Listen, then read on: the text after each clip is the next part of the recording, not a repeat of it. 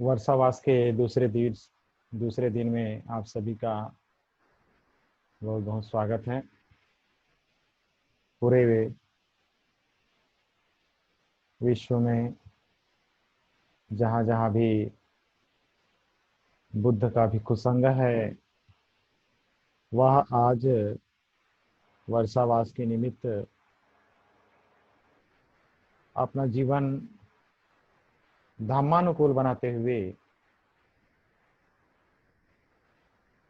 और अपने जीवन के सारे विकृतियों को दूर करते हुए औरों को भी धम्म से जोड़ने का एक बहुत बड़ा प्रयास जो तथागत बुद्ध ने वर्षावास के समय में धम्म देशना देने के लिए भिक्षु संघ को प्रेरित किया। स्वयं उन्होंने अपने जीवन में जब से उन्होंने प्रथम वर्षावास किया, उस समय से लेकर के अंतिम समय 45 वर्षों तक उन्होंने वर्षावास के निमित्त गृहस्थ लोगों को, उपासक उपासिकाओं को, भिक्षु भिक्षुनियों को हमेशा उन्होंने धम्म से अवगत कराने का काम किया, धम्म सिखाने का काम किया। उसी परंपरा को आज हम लगातार निरंतर आगे बढ़ाने का प्रयास हमारे द्वारा किया जा रहा है। तो सर्वप्रथम हम सभी त्रिशरण पंचशील लेंगे, उसके पश्चात आज के सेशन में सभी लोग आगे बढ़ेंगे। अरहं सम्मा सम्बुद्धो भगवा बुद्ध भगवन्तं अभिवादेमि।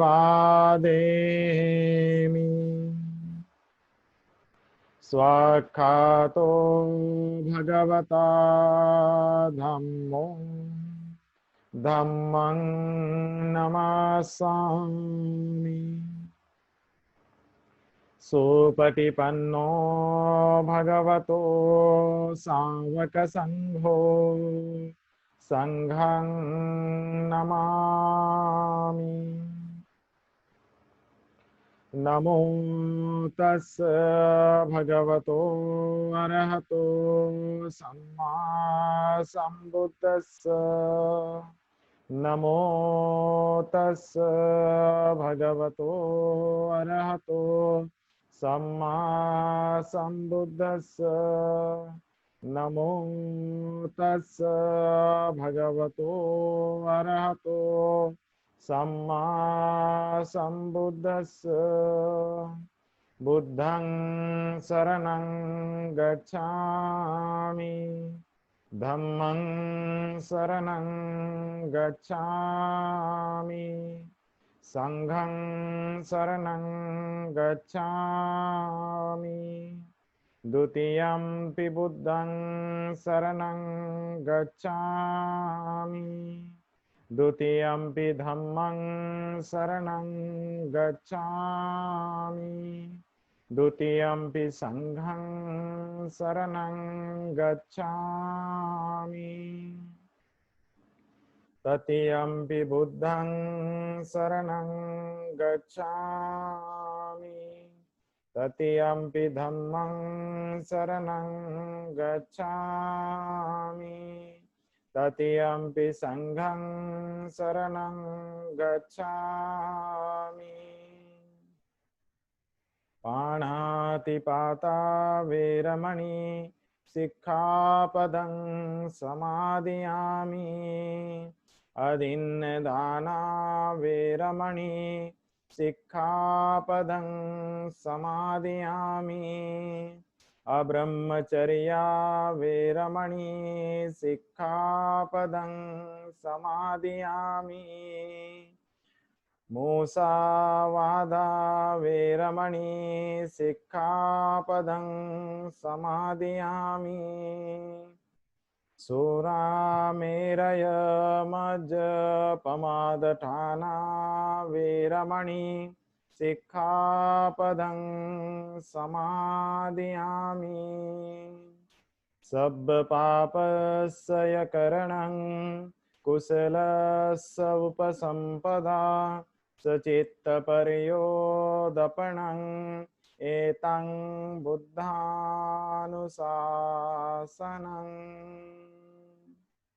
साधु साधु साधु। बुद्धं नमामि, धम्मं नमामि, संघं नमामि। महाकारुणिक तथागत अरहत सम्यक संबुद्ध परम पूज्य बोधिसत्व डॉक्टर बाबा साहब अम्बेडकर, उन्हें श्रद्धा सुमन अर्पित करते हुए आज वर्षावास के निमित्त हम सभी धम्म देशना का लाभ ले रहे हैं। यह हमारे लिए बहुत ही पावन अवसर है, क्योंकि जिस तरह से पूरे दुनिया में परिवेश चल रहा है, उस परिवेश में लोगों को धम्म श्रवण करने का जो लाभ मिलना चाहिए वह काफ़ी कठिनाइयों से मिल रहा है। और ज़्यादातर हमारा जो प्रयास है वह टेक्नोलॉजी के माध्यम से, एक तरह से देखा जाए तो एक छोटा सा जो विज्ञान का उपक्रम है, इसका इस्तेमाल करके हम अपने आप के जीवन को सद्धम्म की ओर ले जाने का, धर्मानुकूल बनाने का, अपने जीवन में सुख समृद्धि और निब्बान को साक्षात्कार करने का एक प्रयास हम कर रहे हैं। तो आज हमारे साथ जितने भी श्रद्धावान उपासक उपासिकाएं शामिल हैं, उनके लिए बहुत बहुत मंगल कामना करते हैं। उनका भावी जीवन सुखमय हो, मंगलमय हो। उनके जीवन के जो भी कष्ट हैं, दुख हैं, वे दूर हों, वे जीवन में आगे बढ़ें और वे सफल हों, ऐसी उनके लिए मंगल मैत्री मंगल कामना। आज का जो हमारा विषय है निब्बान, निब्बान यानी निर्वाण, बुद्ध के धम्म का एक मूल आधार, मूल लक्ष्य, मूल टारगेट कहा जाता है। बुद्ध के धम्म में जो निब्बान है वह एक विशेष उपक्रम है, जिसको बुद्ध ने हमेशा अपने सूत्रों में कईयों जगहों पर यह विश्लेषित करने का प्रयास किया, कार्य किया, ताकि लोग जो है इस चीज को पकड़ सकें, इस चीज को जान सकें।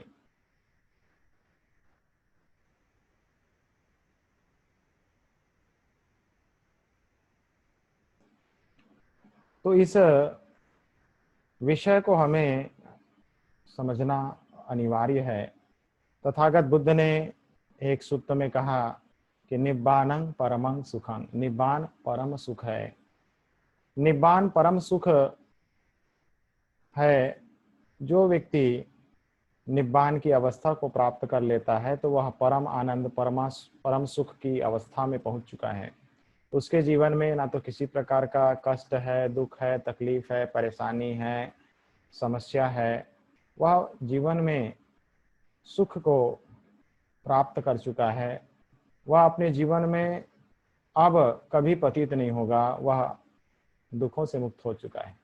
तो निब्बान जो शब्द है कईयों जगह पर हमको देखने को मिलता है। बुद्ध के पहले भी जो उनके और भी लोग थे और भी उनके उस समय में निब्बान के बारे में, निर्वाण के बारे में जो बोलने वाले लोग थे, उनका जो निर्वाण से जो संबंध था वह एक प्रकार से देखा जाए तो वह आत्मा की मुक्ति को निर्वाण समझते थे, या आत्मा की मुक्ति को निर्वाण से जोड़ते थे।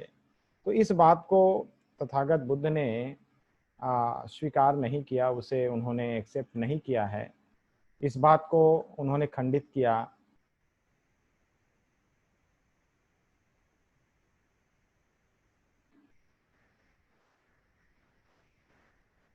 तो तथागत बुद्ध ने हमेशा से इसको, हमेशा जो पहले समय में बुद्ध के पहले भी जो चल रहा था, जिसमें निर्वाण का जो संबंध था, एक तो कुछ लोग ये मानते थे कि निर्वाण जो है 4 स्वरूप में है। इसको पहला जो बोलते थे कोई लौकिक, यौगिक, ब्राह्मणी और उपनिषदिक, ये 4 भागों में जो है उसके पहले समय में जो निर्वाण की परिचर्चा होती थी, जानकारी लोगों को पता थी, तो इस तरह से था। कुछ लोगों की मान्यता थी कि जैसे लौकिक का जो संबंध है, वो संसार में आदमी का जन्म हुआ है तो बस खाओ पियो मौज उड़ाओ, अपनी ज़िंदगी में जितना तुमको अच्छा मिल जाए वही तुम्हारे लिए ज़िंदगी का सब कुछ है। ऐसा एक प्रकार से उपक्रम था जिसको लौकिक कहा जाता था। लौकिक संसार की जो भी सुख सुविधा है उसको कैसे भी करके हासिल कर लो, ये एक प्रकार से निर्वाण का उद्देश्य ऐसा लोग समझते थे। दूसरा यौगिक, जितनी भी चीजें हैं इकट्ठा कर लो, जितना भी तुमने पाया वह तुम्हारे हिस्से का है। तीसरा ब्राह्मणी और उपनिषदिक, ये जो है और 2 निर्वाण से संबंधित था। इसमें जो है तथागत बुद्ध ने जो ब्राह्मणी और औपनिषदिक जो 2 स्वरूप थे, इनको तथागत बुद्ध ने स्वीकार नहीं किया, क्योंकि इनका जो संबंध था वो आत्मा की मुक्ति एक इससे संबंधित था। यानी जन्म, आदमी जन्म लिया है तो उसका जो आत्मा है उसको मुक्त कराने के लिए उसको कोई ना कोई क्रिया कार्य करना चाहिए, और उस तरह से यदि वह कार्य करता है तो वह मुक्ति को प्राप्त कर सकता है। तो जो ब्राह्मणी परंपरा थी, जो उपनिषदिक परंपरा थी, उनका जो है तथागत बुद्ध ने खंडन किया, उसको तोड़ा, उसको अस्वीकार किया कि कोई आत्मा का जो स्वरूप जिसको कहा जाता था कि हमारे जीवन में जो आत्मा का सुख है, उसको आत्मा के सुख के लिए हमें कार्य करना चाहिए। लेकिन बुद्ध ने कहा कि आत्मा का सुख नहीं होना चाहिए, यह तो आदमी का सुख होना चाहिए। आदमी की उन्नति से इसका संबंध होना चाहिए। आदमी की उन्नति से यदि इसका संबंध है तो हमारे जीवन में दुखों से हम बाहर निकल सकते हैं। यदि हम आत्मा की मुक्ति के लिए यदि कार्य कर रहे हैं तो कहीं ना कहीं हम दिशा से विमुक्त हैं, दिशा से भटके हुए हैं। तो हमारा जो प्रयास है वो कोशिश होना चाहिए कि हम अपने जीवन में इन प्रकार की जो आत्मा के प्रति जो हमारी सोच है कि आदमी, मनुष्य के अंदर आत्मा होता है और वो आत्मा का सुख, तो बुद्ध ने इसको अस्वीकार किया। आत्मा का कोई सुख नहीं होता है, प्राणी का सुख होता है। प्राणी यानी जो भी जीव जंतु, सत्व, मनुष्य, इसका सुख होता है। जैसे कि किसी जानवर को प्रतिदिन, जैसे मान के चलो एक गाय है, एक बैल है, एक कुत्ता है, यदि उसको प्रतिदिन आप रोटी दे दो, चावल दे दो, तो वो आपके घर दरवाजे पर रोज आकर के उसी समय में, जिस समय आप देते हो उसी समय में वो पहुंच जाएगा। तो वो जो जीव है उसका जो सुख है वो भोजन मिलने के बाद वो क्या हो जाता है, सुखी हो जाता है। तो कहने का तात्पर्य यह है कि आदमी, मनुष्य का सुख की बात है, कोई आत्मा की सुख की बात बुद्ध ने स्वीकार नहीं किया। दूसरा जो है, बुद्ध ने इन चीजों को बारीकी से बताने का काम किया कि मनुष्य के जीवन में आत्मा के प्रति जो भावना है वो नहीं हो करके हमको जो है प्राणी के प्रति सुख और उसकी भावना करनी चाहिए। कि संसार में रहते समय प्राणी सुख होता है, ना कि आत्मा की मुक्ति और मरणांतर आत्मा की मुक्ति। आत्मा जो है मरने के बाद मुक्त होता है, उसको मुक्त करने के लिए जो प्रक्रियाएं यहाँ पर बताई गई, उन सभी चीजों का उन्होंने क्या किया, खंडन किया। बुद्ध के विचारों के ये जो है पूर्णतः विरुद्ध था। और बुद्ध के धम्म में जो निर्वाण की जो मूल प्रवृत्ति थी, मूल प्रकृति थी, वह राग अग्नि और द्वेष अग्नि को शांत करने से संबंधित था। और दूसरा आत्मा की मुक्ति नहीं, मानव की मुक्ति, प्राणी की सुख समृद्धि की बात थी। तो यदि कोई व्यक्ति अपने जीवन में ये जो तीन मूल बातें हैं, यदि इसको पकड़ लेता है, जान लेता है, तो वह बुद्ध के निर्वाण का संबंध को समझ सकता है। लेकिन इसे समझने के लिए तथागत बुद्ध ने यह चीज को बताया कि राग अग्नि और द्वेष अग्नि जो है, हमारे अंदर राग द्वेष जो है भरा हुआ है। और वो राग अग्नि और द्वेष अग्नि कैसा है, तो एक बार तथागत बुद्ध बुद्ध गया में थे, और बुद्ध गया में वहाँ जो उनके साथ में भिक्षु संघ था, भिक्षु संघ को तथागत बुद्ध ने ऐसा रास्ते पर पहाड़ों के ऊपर जब वो चलते चलते जा रहे थे, तो जंगल में बहुत बड़ी आग लगी हुई थी। उस आग को तथागत बुद्ध ने भिक्षु संघ को बताते हुए कहा, भिक्षुओं, यह जो आग लगी है तुम्हें दिख रहा है? तब भिक्षु संघ ने कहा, हाँ भगवान, हमें सबको दिख रहा है, लेकिन क्या तुम्हें पता है कि हमारे अंदर में भी आग लगी हुई है? हमारे अंदर में भी आग लगी हुई है। तो भिक्षु संघ ने कहा, यह तो हमें समझ में नहीं आया भगवान कि हमारे अंदर कौन सी आग लगी है। तब भगवान बुद्ध ने कहा कि हमारे अंदर की जो आग है वो राग अग्नि है, द्वेष अग्नि है, मोह अग्नि है। इस राग अग्नि को हमें खत्म करने की जरूरत है। ये जब तक बुझेगी नहीं, तब तक हमारा जीवन में निब्बान को प्राप्त हम नहीं कर सकते। जिस अवस्था को मैंने हासिल किया है, मैंने पाया है, मैंने जाना है, उस अवस्था को तुम भी प्राप्त कर सकते हो। लेकिन इसको प्राप्त करने के लिए निब्बान को प्राप्त करना, निब्बान को साक्षात्कार करना अनिवार्य है। निब्बान का साक्षात्कार करने का मतलब, निब्बानं परमं सुखं का जो मतलब है, उसको हमको यहाँ समझने की जरूरत है कि हमको जो है राग अग्नि को क्या करना होगा, नष्ट करना होगा। अब ये राग अग्नि है क्या, राग अग्नि से हमको कैसा समझना होगा इसको, तो इसके लिए बुद्ध ने भिक्षु संघ को कहा कि ये जो हमारा आंख है, हमारी चक्षु है, चक्षु जल रहा है। चक्षु कैसे जल रहा है, तो चक्षु रूप को देख करके जल रहा है, क्योंकि आंख का जो ऑब्जेक्ट है, आंख का जो ऑब्जेक्ट कोई रूप है, कोई वस्तु है, कोई आकृति है, कोई पदार्थ है, वह क्या है, आंख का ऑब्जेक्ट है। और जब उस ऑब्जेक्ट को कोई देखता है तो उसके अंदर विज्ञान निर्माण होता है। तो चक्षु चक्षु का संबंध रूप से, और रूप का संबंध जो है उसको मिल जाता है, तो चक्षु विज्ञान निर्माण होता है, यानी कि उसका सेंस डेवलप होने लगता है। उसके बारे में क्रिया प्रतिक्रिया जो है हमारे मन के अंदर निर्माण होना चालू हो जाती है।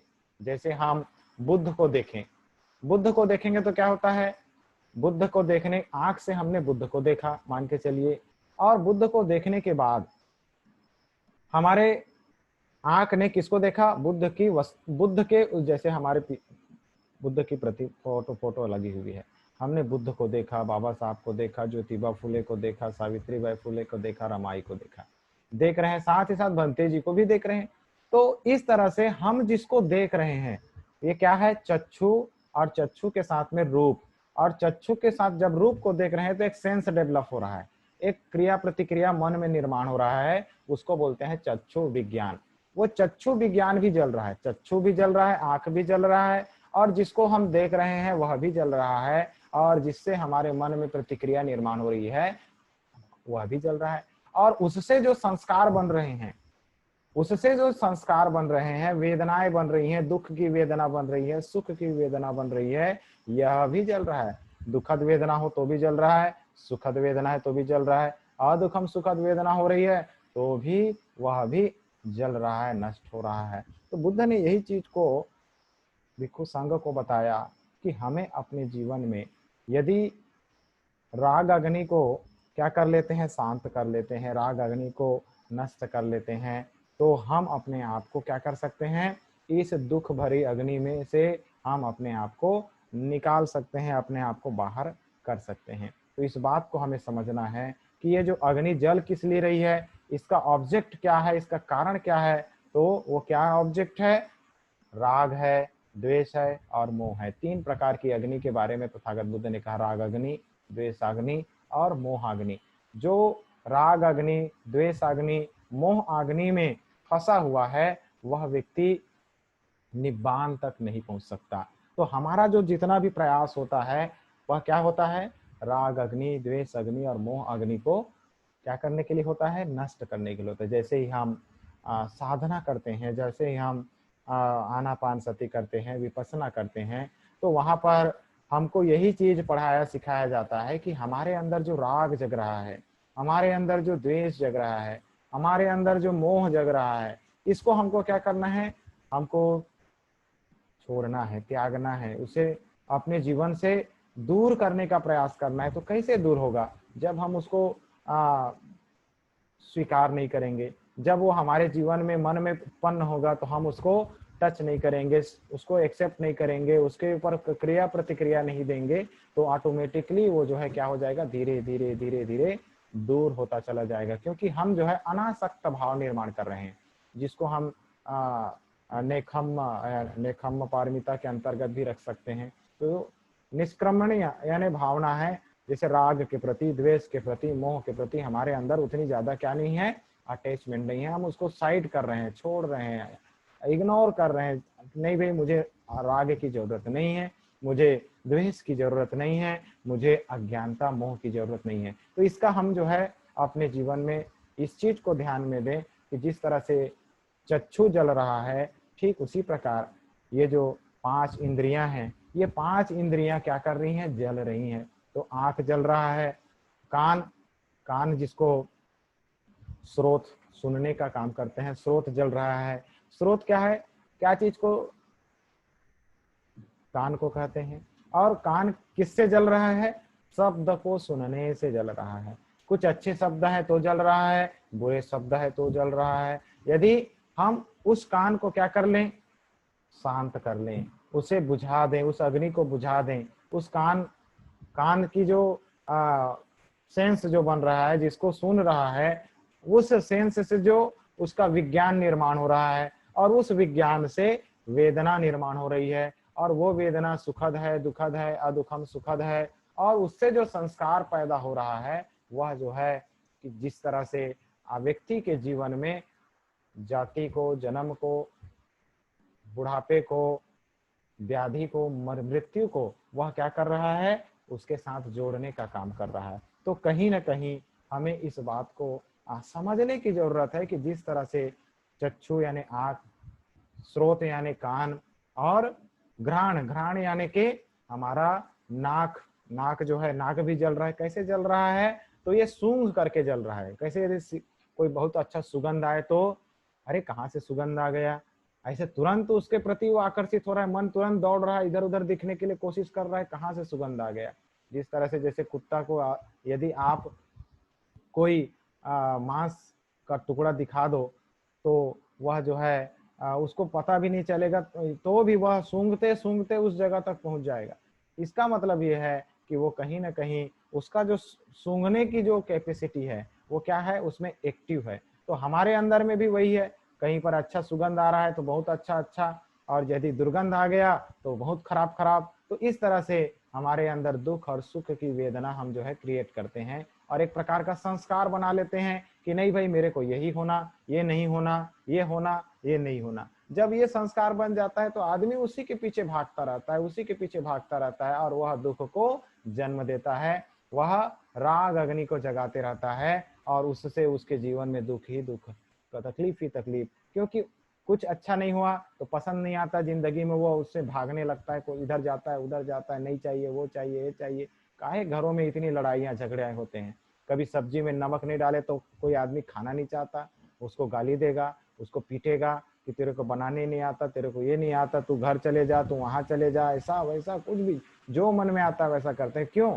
क्योंकि हमारे अंदर इसमें कौन सा चीज पड़ा हुआ है कि हमारा जो स्वाद है वो स्वाद मिल नहीं रहा है, हमारा जो कान है वो शब्द उसको मिल नहीं रहा है, हमारा दृष्टि, हमारा जो चक्षु है उसका विज्ञान, उसको जो आसक्ति बना करके बचपन से रखा है वो उसको यदि नहीं मिलता है तो क्या होता है? वह दुखी होता है, वह कलह पैदा करता है, वह समस्याओं को निर्माण करता है। तो ठीक उसी प्रकार बुद्ध ने यह चीज को समझाया भिक्षु संघ को कि ये जो अग्नि है ये जब तक बुझेगी नहीं, जैसे चक्षु की अग्नि यानी आंख की जो इच्छाएं हैं, ये जब तक आंख जल रहा है तो आंख बुझेगा नहीं, तब तक शांति नहीं मिल सकती, और कान नहीं बुझेगा तब शांति नहीं मिलने वाली है।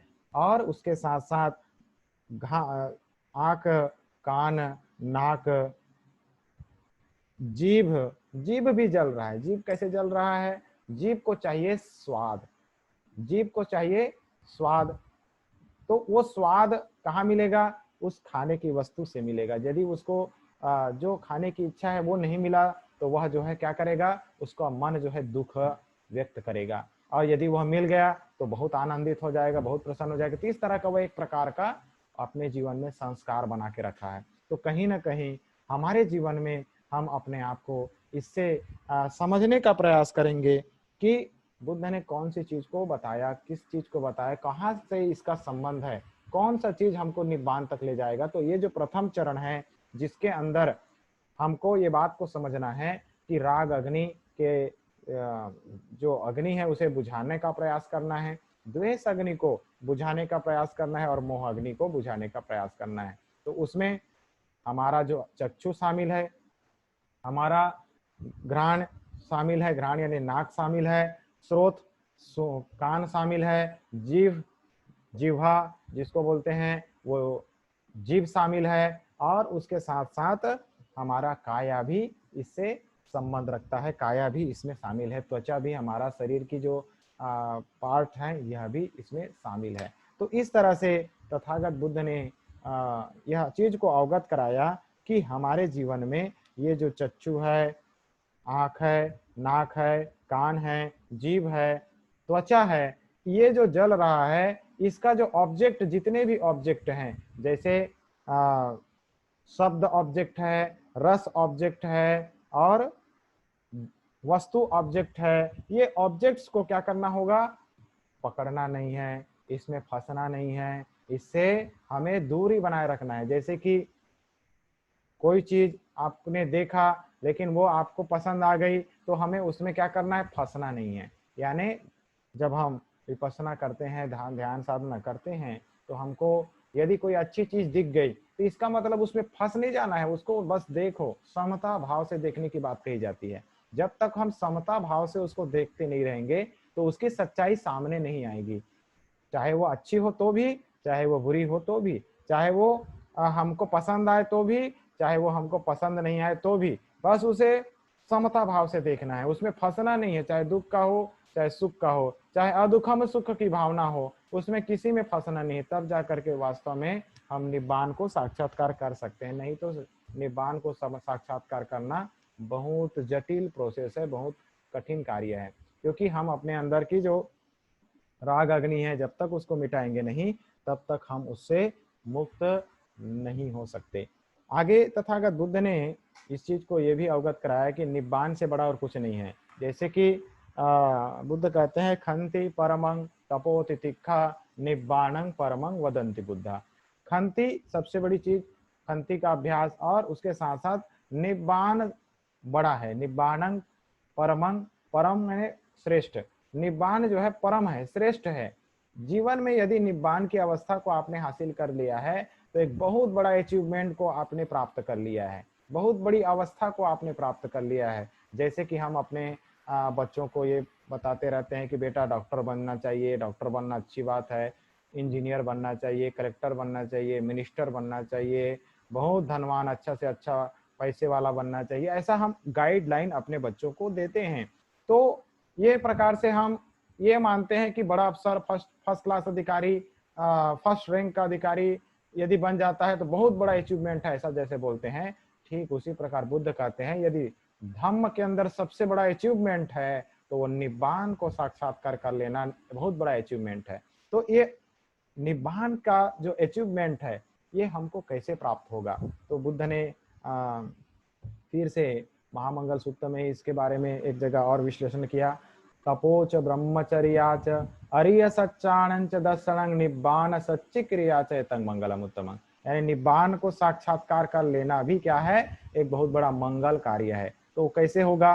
तप करने से, तपोच ब्रह्मचर्य से, ब्रह्मचर्य का पालन करे बगैर कोई व्यक्ति निब्बान को प्राप्त नहीं कर सकता।